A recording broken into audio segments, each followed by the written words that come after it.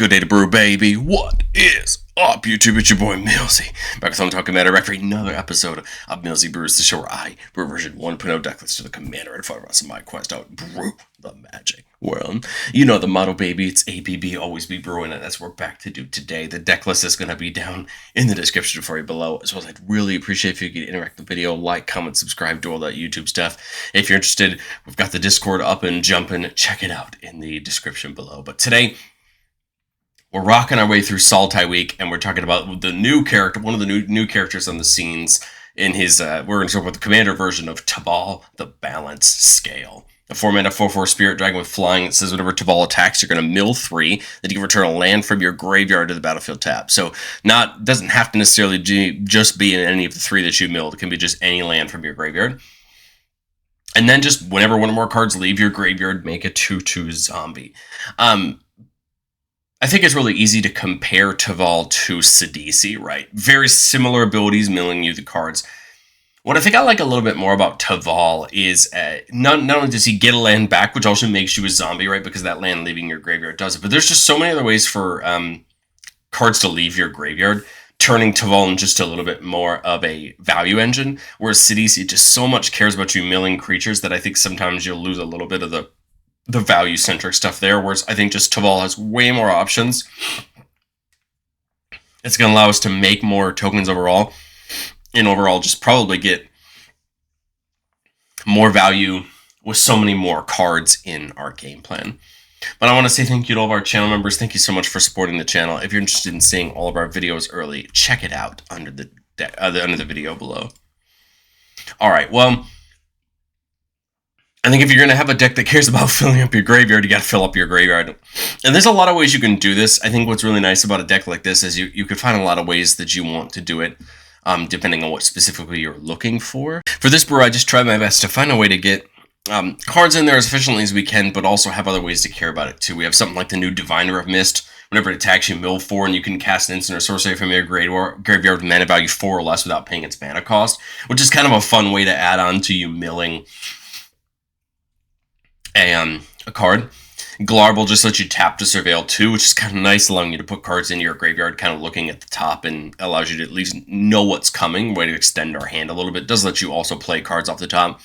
Golgari Gravedroll is a Night's Dredge outlet, allowing you to bring it back to your hand and mill 6 whenever you would draw, just allowing you to help fill your graveyard. We, of course, got that great reprint of Hermit Druid back in Innistrad Remastered, and it's great because it's probably one of the best single self-mill outlets we have. You pay a green and tap it, just to reveal from the top you hit a basic land. You put everything but the basic land into your graveyard, and the basic land goes into your hand. This is a huge ability, because depending on how many basic lands you're running, you may be able to mill a ton of cards into your graveyard, and then have access to your graveyard, which is the other thing we'll talk about in a second. Nyx Weaver is going to mill 2 at the start of our upkeep, and then we can pay 3 to exile to just bring any card from our graveyard back to our hand. This is the kind of card we love. Mill us when we want it, use it to get something back when we need it. There's Sidisi that we talked about a day or so ago. Whenever it enters or attacks, we mill 3, and we get those zombies whenever a creature goes from our graveyard into our our library into our graveyard. We have things like Dread Summons, where everybody just mills X cards, and we make a bunch of zombie tokens for each creature card milled this way. I like this because then, right, we're detrimenting our opponent's 2, and then we have more cards, right, still in our graveyard to use. Life from the Loam, probably one of the most popular dredge outlets.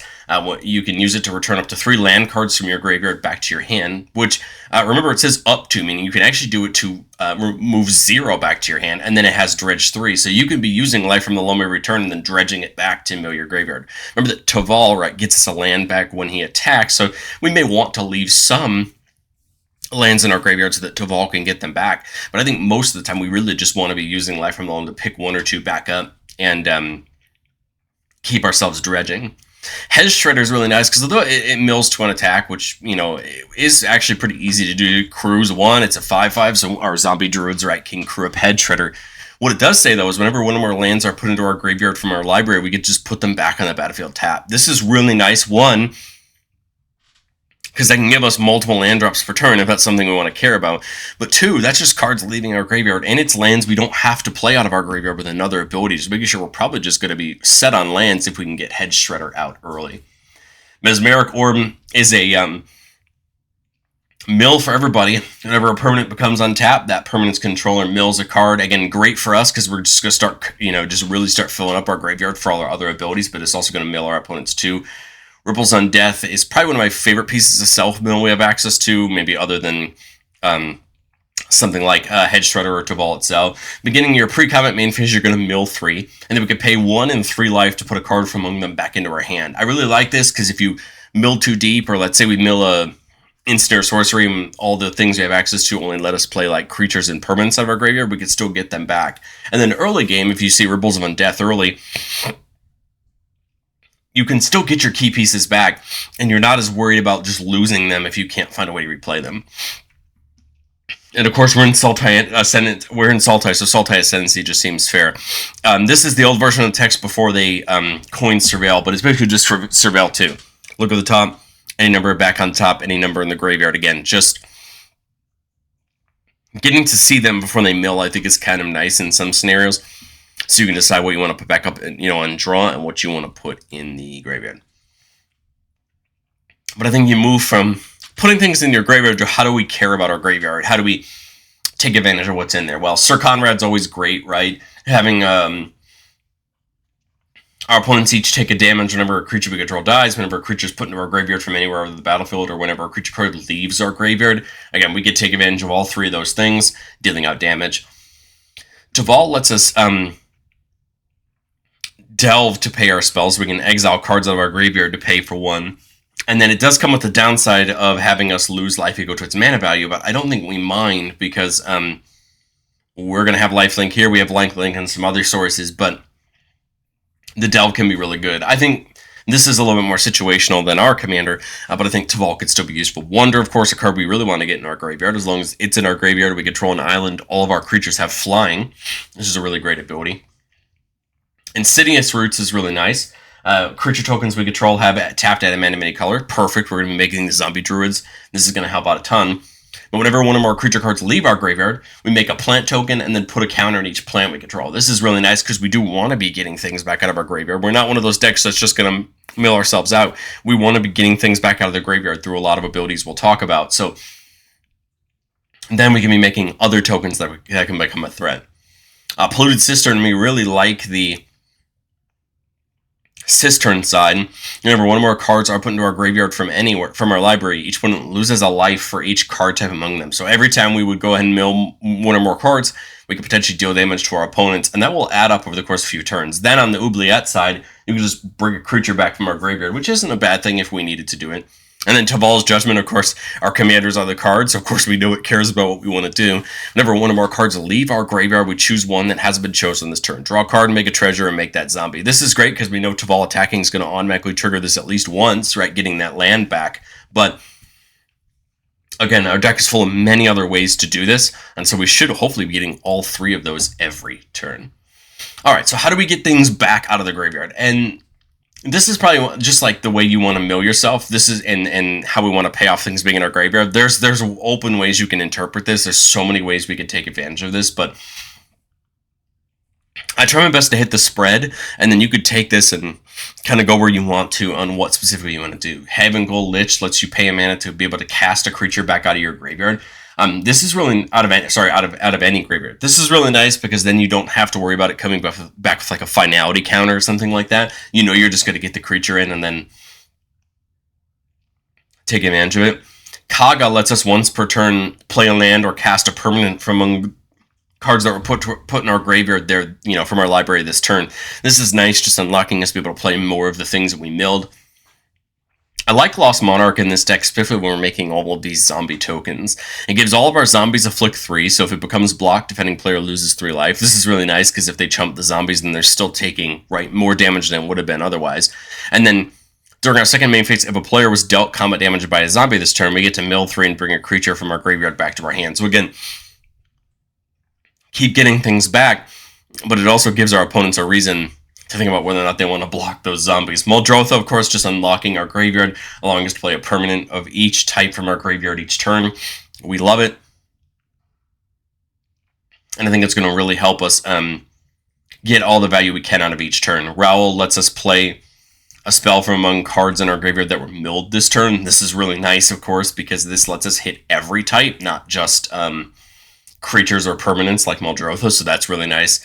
6 lets us cast non-land permanent cards in our graveyard by pitching a land in addition to its other costs. This is really nice. Remember, Teval could potentially bring that land back, right? So that's really useful, right? Allowing us to still get value that way, and then it mills a couple cards when it attacks.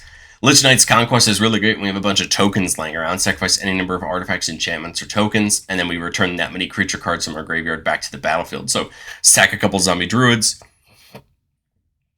bring things back. Swarming Emergence lets us bring a permanent, non-land permanent in our graveyard with mana value less than or equal to the number of permanents in our graveyard back, which is a really useful ability, especially when our graveyard is nice and full. We can get anything we want. Victimize, just sack one of our tokens to get 2 creature cards from our graveyard back to the battlefield tapped. Very great, nice rate to do it. And we can get a whole lot more value than just 1 zombie token out of it. Curse Colossus Wrappings buffs all of our zombies, which is great because we're going to have a ton of them. And then we can tap it to give a creature in our graveyard Embalm. So you pay the mana cost for it to embalm it, you exile it, and you make a token copy of it. Again, just another way to get creatures back out of our graveyard. It's not as good as, things like Reanimate or Victimize, but it is an option. And if you were to embalm a creature that isn't a zombie, it actually does become a zombie, which is pretty nice. Glacierwood Siege lets us play lands from our graveyard on the Sultai side. Very useful, right? Especially as we're milling our deck out. Phyrexian Reclamation lets us basically just pay mana and life to get a creature from our graveyard back to our hand in case we want to play it again. And here you see we're just creating redundancy on getting things back to our hand, right? And being able to use them again. And then obviously we're making a ton of zombie tokens, so I feel like we should at least care about zombies, like especially since Teval's going to make enough of them. So we have things like Crypt Breaker, which could pitch cards to make zombie tokens. So if we want to make sure something's in our graveyard, we could do that. But we could also tap on 3 untapped zombies. We could sort of just draw a card and lose a life. Not bad to have that as an option. Deathbrain's great, giving all of our zombies +1/+1 and Death Touch, making them a little bit more of a threat, right? Diagraph Captain gives that little buff, but whenever another zombie we control dies, we can have an opponent lose a life. Nice ability, right? Just for the buff. Not only just for the buff, but also for that life loss. The Scarab God is going to present a threat to our opponents at the beginning of each of our upkeeps. We're going to have each opponent lose X. It'll be Scryax, where X is the number of zombies we control. It should be pretty easy to amass a nice zombie army token. Army of zombie tokens. So Scarab God should be a real threat to our opponents. And for 4 mana, we can exile any creature from a graveyard and just make a 4/4 zombie that's a copy of it.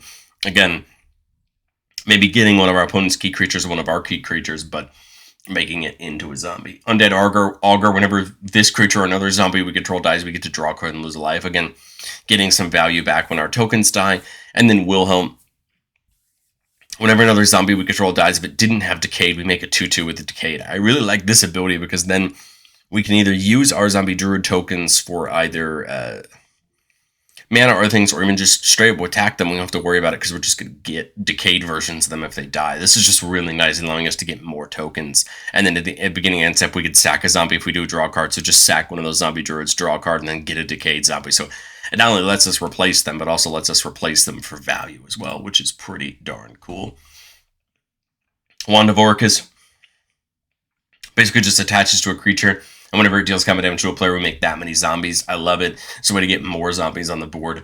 Works really well with something like the Scarab God and Endless Ranks of the Dead. At the beginning of our turn, make X 2/2 zombies, where X is half the number of zombies you control rounded down. So again, the more zombies, the more we're making off of Endless, just making sure that we get a ton of value.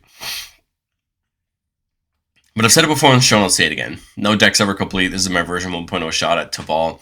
And then going into testing, I think I mainly just want to look at are we doing enough to self-mill, and are we paying it off enough? My thought was something like the Myco Tyrant. As we're milling permanents and doing that, we're going to descend and make these fungi. It could be another fun little thing to create some value in the deck. But my thought on something like Shigeki or Peerless Recycling is just more ways to get things from our graveyard back to our hand if we need them at the right time. Peerless Recycling can get permanents. Shigeki actually lets you tap it to return it back to our hand to reveal the top 4, put a land from among the battlefield, put the land from among them on the battlefield, tap them, put the rest in the graveyard. or you could just pitch from your hand to get a bunch of cards from your graveyard back to your hand. I really kind of like that versatility. I cut it for some other self-mill things, but I know I could see why it's so useful, and maybe willing to, bring it back in. Let's do what we love to do on the channel the most and get into our playtest. Remember, the goal of our playtest is not to find magical Christmas land. It's not to show off our best plays, but it's to get into some game scenarios and see how we set up our board state. Here we're keeping a 3-lander with Farseek and Arcane Signet for some RAM. We got the ranks, and then that big Colossal Grave Reaver. Whenever it enters or attacks, we mill 3, and then whenever one or more creature cards are put into our graveyard from our library, we could bring one of them back. A really nice ability, right, to get a key creature back. I did that so that I could get this Mistrise Village in untapped. I kind of like the idea of the Arcane Signet here over the Farseek, just in case we see something different. And now my thought is just Teval. I guess we could argue the Nyx Weaver instead, but I think I'm okay with that. Coming into our next turn, get that Bojuka Bog and tap. So we've got 4 mana. We could go ahead and Farseek to get a land back. And land in, we could do something like the Alter Dementia and the Augur just to set that up. Dementia, right, allowing us to sack a creature to have a player mill that many cards equal to its power is kind of nice. I'm kind of thinking the Nyx Weaver just to get that mill started. Obviously, we're going to attack with Teval, mill 3 cards. And then we get to bring a land from our there back to the battlefield tapped. That's going to make us a zombie druid, right? Because a card left our graveyard. And Grave Troll being there is great, right? That's going to allow us to mill a ton more. Just making sure that we can get a lot more value right into the yard. As we come to our next turn, right, we're going to mill 2 off of the Weaver. And then I'm kind of thinking about just getting... Do we get the Grave Troll back? Or do we try to draw? Just trying to think of what makes the most sense. We're at 5-6 mana. We need what, at least 1 or 2 more, right, to get to Grave Reaver would be great. We could Farseek plus Endless Ranks this turn, just to get ourselves up to that mana, because that Grave Reaver can be really great once you start milling with it. I think we'll leave the Grave Troll for now and just kind of see what we can get ourselves into. All right, so we see a Curse Cloth Wrapping, so that's not bad either as another option. The ranks next turn would make us at minimum 1 zombie, because we're going to get 1 back with Teval, right? Because we know we have a land in our graveyard. Oh, the Curse Cloth just buffs all of them. I think it makes more sense to play the ranks and then just go ahead and Farseek. Again, my thought here is just getting some more lands in, some more value in. And then, go ahead and attack with Teval. 1, 2, 3. So now we're starting to see some great things coming into our graveyard. Could be great for that Curse Cloth Wrappings if that's what we want to do. So we get to get a land back. Dreamroot Cascade isn't bad either. Neither is the Landscape, but it does come in tapped, right? I think the Cascade just might make more sense. Again, setting up our Reaver next turn perfectly, right? Because we'll have enough mana for it. And then zombies can attack if we want them to, but otherwise, I think we just leave them back. And then on our next turn, we would make a zombie in mill 2. It's not bad. A couple more lands in there for Teval. We would start the turn, right? And I kind of like just going in for the Grave Reaver now, because now we've got kind of a reason to want to mill, right? Because Grave Reaver gets creatures back. So we mill 3 when it comes in, and bring one of those creatures back in tap. Well, that's perfect, because that's the Scarab God, right? That makes a ton of sense, getting the Scarab God back, right? Really take advantage of that being there, right? Now that we can use that on our next upkeep. Have Teval attack. Lots of land options now. Probably something like the Wood, because it'll come in untapped. That's another zombie. And then now we're looking great, because on our upkeep, we can actually make the zombies before the Scarab God goes off, just to have more of a punishment to our opponents. And then if somebody, now and then, if Scarab God dies, right, it goes back to our hand to beginning the next end step, so we could then get it back that way. And I actually just like this board state. The Grave Reaver is going to start attacking, milling, bringing more creatures back. We have something like the Curse Cloth Wrappings that can get creatures back from our graveyard. I think we're in a good spot here, and we're not looking too bad. Let's get into playtest number 2, keeping a 4-lander with Hermit Druid, Lost Monarch, and Grave Reaver. So again, a great start. We got all the lands. We've got some ways to self-mill. We've got some payoffs for the zombies hitting in. And we start with the Ripples. I love it. Good, easy way to start getting our graveyard filled up. The question here is, do we do it or the Hermit Druid? I kind of like the Ripples, only because we do have the option to get something back if we need it. There's the Insidious Roots, a card I kind of feel like could be worth getting back. Just so that way we can get some more value, because my thought is we paid the 1, use the other 2 for the Roots, just so that way we have a way to get it down. Now, if we pull a creature back with the Undeath, right, that's going to trigger the Insidious Roots. So coming into our next turn, we're going to mill 3 again. Well, we really want Wonder in the graveyard, right, because then it has flying. Do I really want the Orcus? I think we play Teval this turn, and then look to see what we can do next turn, maybe? So I think we leave it there and just get Teval in this turn.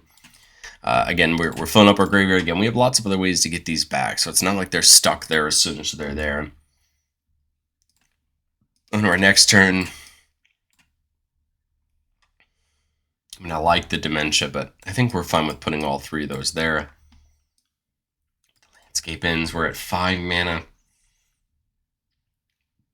I like the idea of the Lost Monarch, but we're still probably a turn off it being really necessary, right? Life from the Loam could get a couple lands back, making us a couple zombies, right? And that would set up that Dredge plan. That would leave us with 3 mana. We could do like it plus Hermit Druid. We could do it and maybe try to do something off of the that. My thought is, actually, now that I think about it, we might as well wait until after combat, right? Because if Teval attacks, mills us 3, right? We get to bring a land back. We'll bring the Ancestry back. Make the Druid. My thought there is to wait, is just to see if better things go in. Dakmar Salvage is actually kind of those ones we'd rather leave in our graveyard, right? So we could dredge it if we want to. But again, get those 3 back.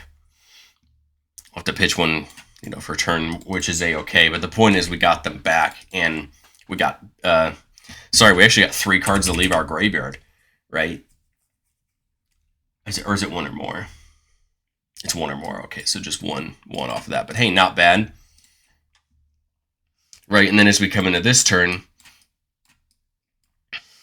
that's both options I wouldn't mind getting back. I really wouldn't mind getting Sidisi back. It's another good way to get stuff back. That's a creature leaving, right? So that gets a plant and a counter.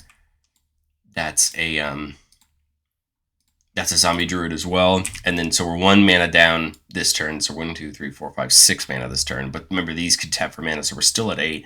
I kind of like the idea of just the Grave Reaver, or the Grave Reaver this turn.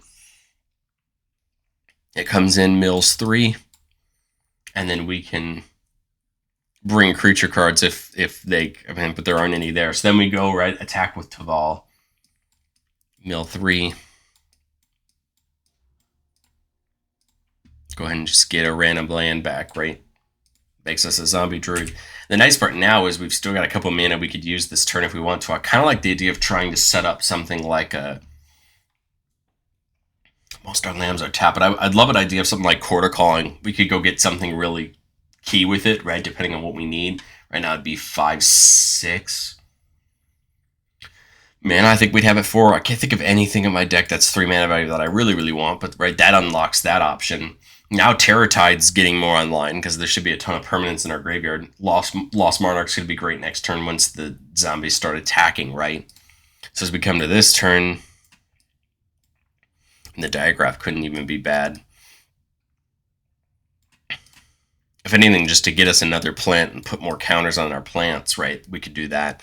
Colossal Grave Reaver actually is just going to bring it back automatically, right? Because of its ability. So we don't even have to pay the 1 mana. We're just going to get a plant and the counters, right? And another druid because of Teval, right? So that's even better, right? Play the land. I like the idea of that. Just took out with 4 mana left. This feels like a great turn to do something like Quarter Calling. And again, We get to mill a bunch when they attack, we get creatures back, and again, all we need to do is just find another reliable way to keep getting things back out of our graveyard. And I think we're just in great shape. We're going to be amassing these tokens and really taking over the board that way. Let's get into playtest number 3. Hippo 4-lander with Farseek, Mizmark, Orb, and Sidisi. So not a bad start, right? Sidisi can be really nice to allow us to start milling some more. The Orb could be a good idea, but I think I'm going to go for the Farseek. My thought is just try to see if I can get some value out before I slam this Mizmark Orb down. Why put it into an empty board if we could try to get something down to profit from it? Here I'm thinking Teval. And there's Titan's Nest. Titan's Nest is a very interesting card. We can exile a card from our graveyard to add a colorless mana and spend it only to cast a colored spell without X in its mana cost. Note that each Titan's Nest exile is a card leaving our graveyard. It's just going to make us a ton of zombie tokens, which is really nice. And we could do that at instant speed, but we don't actually have to spend the mana. So this is a way just to really just make zombie tokens in our deck. I thought is the Orb, but I think we'll try Sidisi. So Sidisi's just going to come in and mill 3. No zombies, but that's a-okay. We attack with Teval. There's the Life from the Loam, so that could start getting us more, right? More back. Why am I looking at my library? I thought it's something like the Tron Catacombs, and now we can start getting what was I saying?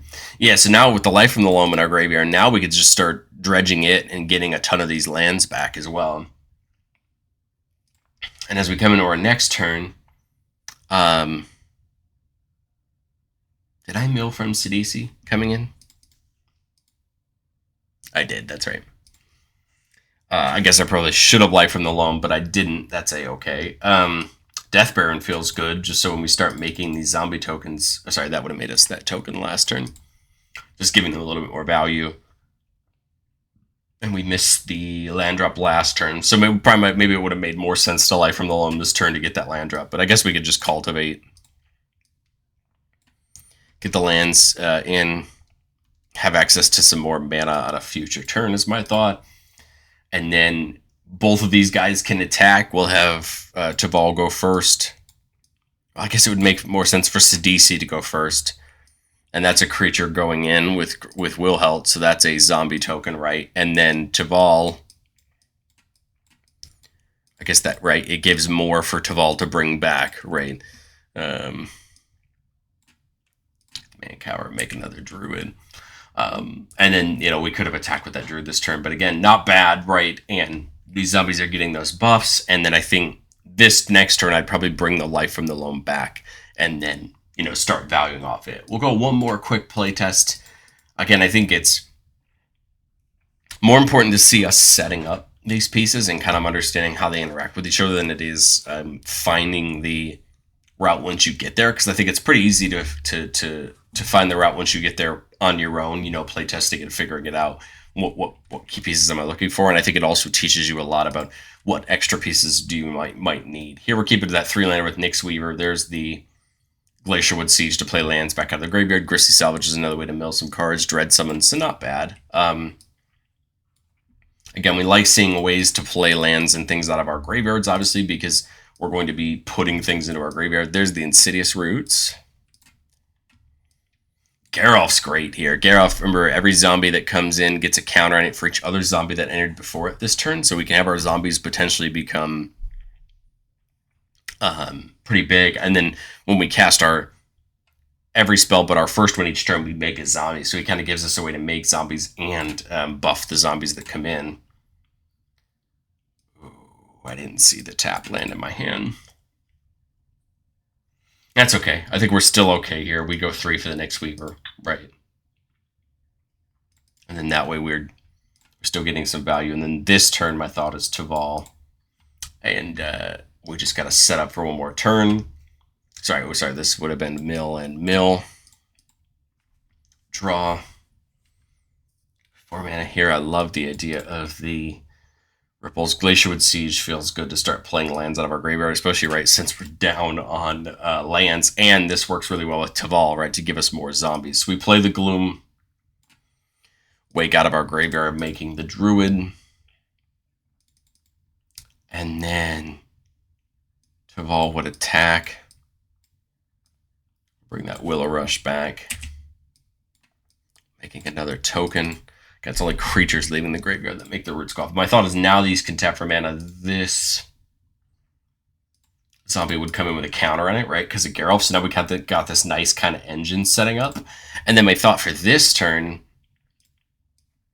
sorry, these two would get milled. Then we would draw.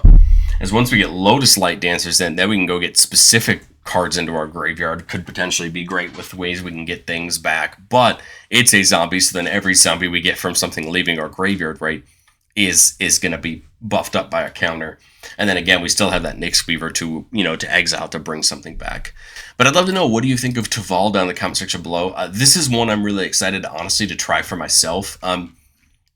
I don't know if it's going to be this exact list. I think I'm going to mess around with it a little bit. So if you're interested in seeing what I'm going to do with it in the future, just let me know down in the comments and I'll update this one in the future. But I'd love to know what you think, and I will catch you all in the next one.